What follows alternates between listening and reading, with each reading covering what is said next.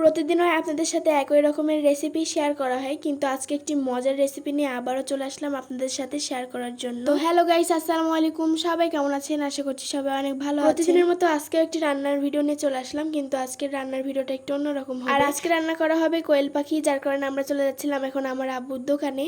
আর দেখতেই পাচ্ছেন কিরকম রাস্তা, আমাদের মানে বিলের মধ্যে বাড়ি, যার কারণে এরকমই রাস্তা। এই তো অনেক রকম রাস্তা পার হয়ে চলে আসলাম আমাদের আগের পাড়াতে। এই পাড়াতে আগে আমরা থাকতাম, বাট এখন থাকি না। তো যাই হোক, এখানে আমার আম্মু একটু বিশ্রাম নিচ্ছিল।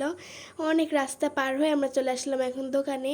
আর এখন আমার আম্মু দোকানে আমার আব্বুর থেকে আসলে কোয়েল পাখিটা চাচ্ছিল, যেহেতু ফ্রিজে ছিল যার কারণে চাচ্ছিল। এই তো আপনারা দেখতেই পাচ্ছেন, এটাই হচ্ছে আমার আব্বুর ছোটখাটো একটা মুদির দোকান।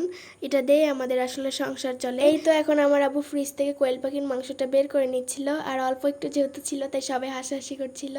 আসলে দুপুরে খাওয়ার জন্য খালি অল্প একটুই রান্না করবো। তো যাই হোক, আমরা এখন চলে আসলাম বাসায়, আর এখন আমার আম্মু রান্না শুরু করে দিবে। যেহেতু শুধু দুপুরে খাওয়া হবে যার কারণে অল্প একটু রান্না করছিল। আর এইটা এখন আমার আম্মু পানির মধ্যে ভিজিয়ে রাখবে, যেহেতু অনেক শক্ত আছে যার কারণে। আর কোয়েল পাখির মাংস খেতে কার কার পছন্দ অবশ্যই কিন্তু কমেন্ট করে জানাবেন। আমার অনেক পছন্দ কোয়েল পাখির মাংস। তো যাই হোক, এই তো ভিজিয়ে রেখে দিল আমার আম্মু। আর এখানে আমার আম্মু সব কুটা ভাজা শুরু করে দিয়েছে।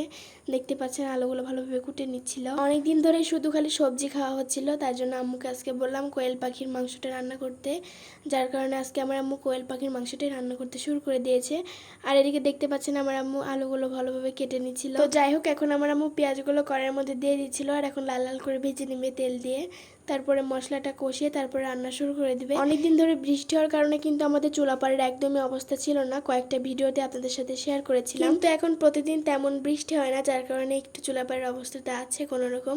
তো যাই হোক, আপনাদের সাথে কথা বলতে বলতে এই তো আমার আম্মুর পেঁয়াজগুলো লাল লাল করে ভাজা হয়ে গেছে। এখন আমার আম্মু মশলাটা ভালোভাবে কষিয়েও নিচ্ছিল। মাটির চুলায় রান্না করলে কিন্তু রান্নাটা অনেক মজার হয়। আমার আম্মু প্রতিদিন ওই মাটির চুলাতেই রান্না করে। তো এই তো এখন মশলাগুলো কষানো শেষ, এখন আমার আম্মু আলুগুলো ঢেলে দিচ্ছি। আজকে আমাদের এদিকে প্রচন্ড রোদ, আপনারা কিন্তু ভিডিওতে বুঝতে পারছেন না, কিন্তু আমি ভিডিও করতে গিয়ে আমার অবস্থাটা খারাপ হয়ে গেছে। তো যাই হোক, এখন আমার আম্মু কোয়েল পাখির মাংসগুলো তরকারির মধ্যে দিয়ে দিচ্ছিল। এত কষ্ট করে ভিডিও বানায়, আপনাদের কাছে কেমন লাগে অবশ্যই কিন্তু কমেন্ট করে জানাবেন। তো এই তো এখন আমার আম্মু মাংসগুলো ঢেলে দিয়ে ভালোভাবে নাড়াচাড়া করে নিচ্ছিল। আজকে রান্নাঘরে রান্না করতে এসে আমার আম্মুর অবস্থাটা অনেক খারাপ হয়ে গেছে, কারণ আজকে অনেক রোদ, অনেক গরমও ছিল। তারপরেও রান্না করতে হবে, আর কি করার। তো এখানে আমার আম্মু অল্প একটু পানি দিয়ে তারপরে এখন ঢাকনা দিয়ে ঢেকে দিবে। আপনারা দেখতে পাচ্ছেন এখন আমার আম্মু মাটির ঢাকনা দিয়ে ঢেকে দিচ্ছে। আসলে আমার আম্মু মাটির চুলে রান্না করে, তারপরে মাটির হাঁড়িতেও ভাত রান্না করে। আর এগুলোতে ভাত তরকারি রান্না করলে কিন্তু অনেক মজা লাগে খেতে, অনেক স্বাদও হয়। তো এই তো এখন আমার আম্মু মাংসের তরকারির মধ্যে ধনার গুঁড়াটা দিয়ে দিচ্ছিল। ধনার গুঁড়া দিলে নাকি মাংসের তরকারি অনেক স্বাদ হয়, যার কারণে দিয়ে দিচ্ছিল। তো আপনাদের সাথে কথা বলতে বলতে কিন্তু আমার আম্মুর রান্না প্রায় শেষের দিকেই, মানে রান্না হয়ে গেছে। তো আজকের ভিডিওটা কার কার কাছে ভালো লাগলো অবশ্যই কিন্তু কমেন্ট করে জানাবেন। আজকে কিন্তু আমার আম্মু গরমের মধ্যে অনেক কষ্ট করে রান্না করছে, তো কার কার কাছে ভালো লেগেছে অবশ্যই কিন্তু কমেন্ট করে জানাবেন। আর আজকের তরকারিটা আমার আম্মু অনেকটাই ঝোল রাখছিল, আমার আব্বু ঝোল খেতে অনেক পছন্দ করে তাই।